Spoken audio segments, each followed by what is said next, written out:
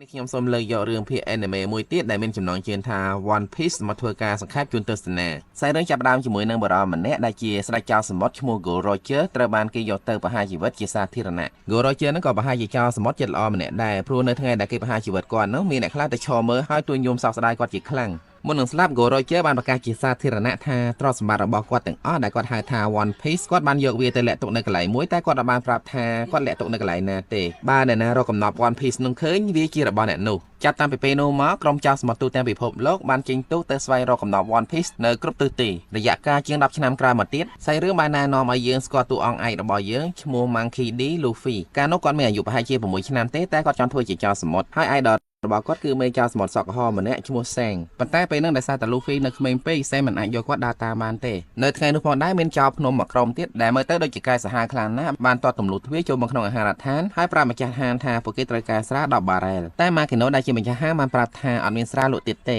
ពេលនោះសែងចិត្តល្អបានយកស្រាមួយដបដែលគាត់មិនទាន់បើកឲ្យទៅចៅភ្នំនោះតែចៅភ្នំនោះបានវាយបំបីដបស្រាចោលហើយចោទថាសែងមើលងាយគាត់ទោះជាយ៉ាងនេះក៏ដោយសែងចិត្តធ្ងន់ណាស់អត់ប្រកាន់ចៅភ្នំនោះទេហើយបែរទៅរើអំបែងដបរបស់ចៅកុំឲ្យមុតជើងគេបន្តមកចៅភ្នំបានចិត្តក៏ដកដើរកាប់ចានលើតុថែមទៀតដើម្បីឲ្យសែងរើហើយបាននាំពួកចាក់ចេញពីទីនោះបាត់ទៅពេលឃើញអញ្ចឹង Luffy ក៏ដោយចិត្តជំនួសសែងខ្លាំងណាស់តែសែងហើយនឹងក្រុមរបស់គាត់បែរជានាំគ្នាសោយកិលទៅវិញទង្វើរបស់ពួកគេនឹងបានធ្វើឲ្យ Luffy កាន់តែក្តៅមកកម្រិតទៀតហើយបានឡើងឈរស្រែកក្តែងស្ដីឲ្យសែងថាជាមនុស្សកំសាកតែសែងបានពន្យល់គាត់ថាមានមនុស្សខ្លះមិនសមឲ្យគាត់ឆ្លោះជាមួយទេពេលនោះដោយសារតែខឹងជាមួយសែងពេក Luffy បានទៅយកផ្លែឈើរបស់សែងដែលសែងដាក់ចោលនៅលើតុយកមកញ៉ាំពេលឃើញអញ្ចឹងសែងមានការភ្ញាក់ផ្អើលហើយនឹងព្រួយបារម្ភពី Luffy ខ្លាំងណាស់ព្រោះផ្លែឈើដែល Luffy ទុំញ៉ាំហ្នឹងមិនមែនផ្លែឈើធម្មតាទេគេហៅវាថា Gam Fruit វាធ្វើឲ្យខ្លួនរបស់ Luffy យឺតដូចកៅស៊ូអញ្ចឹងហើយ Luffy នឹងអត់ចេះហែលទឹកអស់មួយជីវិតបន្តមកមិនយូរប៉ុន្មានស្រាប់តែមានហេតុការណ៍មួយបានកើតឡើងគឺ Luffy ត្រូវបានក្រុមចៅភ្នំចាប់ធ្វើបាបដោយសារតែគាត់ទៅទាមទារឲ្យក្រុមចៅភ្នំនឹងសុំទោសសែងហើយពេលនោះសែងក៏បានទៅដល់ទីនោះផងដែរដែលនៅលើកនេះជាផុតពីការប៉ះទង្គិចគ្នាទេ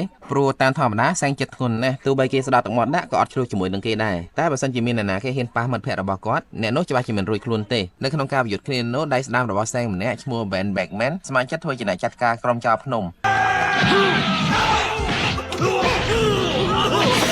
តែមកផ្លែសោះ Ben Beckman បានកំចាត់កូនចៅរបស់ចៅភ្នំអស់លីងចំណែកមេគេក៏បានបោកគ្រាប់បែកផ្សែងនាំ Luffy គេចខ្លួនបាត់គាត់បាននាំ Luffy ទៅដល់សមុទ្រហើយដោយសារតែខឹង Luffy ខ្លាំងពេកគាត់ក៏បានបោះ Luffy ចូលទៅក្នុងទឹកបាទប្រកាន់តាមចងពៀពេលនោះមានសត្វសមុទ្រយ៉ាងធំមួយដែលពួកគេហៅថា Sea King បានចេញមកខាំស៊ីចៅភ្នំនោះហើយបន្តមកក៏ចង់ខាំស៊ី Luffy ផងដែរតែសែងបានចូលទៅជួយទាន់ពេលនោះសែងដូចជាមានជំនាញពិសេសអីមួយយ៉ាងគ្រាន់តែគាត់ប្រើភ្នែកដ៏មុតស្រួយសម្លក់ទៅកាន់ Sea King ខ្លាចក៏ហែទឹកចេញទៅបាត់ការជួយសង្គ្រោះ Luffy នៅពេលនោះសែងបានដាច់ដៃម្ខាងធ្វើឲ្យ Luffy អាណិតគាត់ខ្លាំងណាស់មួយរយៈក្រោយមកដល់ពេលដែលសែងត្រូវចាក់ចេញពីភូមិ Fusa ទៅបន្តដំណើរផ្សងព្រេងរបស់គាត់បន្តទៀតនៅពេលនោះ Luffy បានប្រកាសអះអាងថាថ្ងៃណាមួយគាត់នឹងមានក្រុមខ្លួនឯងហើយគាត់នឹងក្លាយទៅជាមេចៅសមុទ្រដែលខ្លាំងជាងក្រុមរបស់សែងទៀតជាការសន្យាសែងបានផ្ញើមួកសំណប់ចិត្តរបស់គាត់ឲ្យ Luffy សិនហើយនៅពេលដែល Luffy ក្លាយទៅជាមេចៅសមុទ្រដ៏ពូកែម្នាក់គាត់ចង់ឲ្យ Luffy យកមួកនោះទៅឲ្យគាត់វិញ10ឆ្នាំក្រោយមក Luffy បានចាប់ផ្ដើមចេញដំណើរផ្សងព្រេងរបស់គាត់តាមទូកតូចមួយ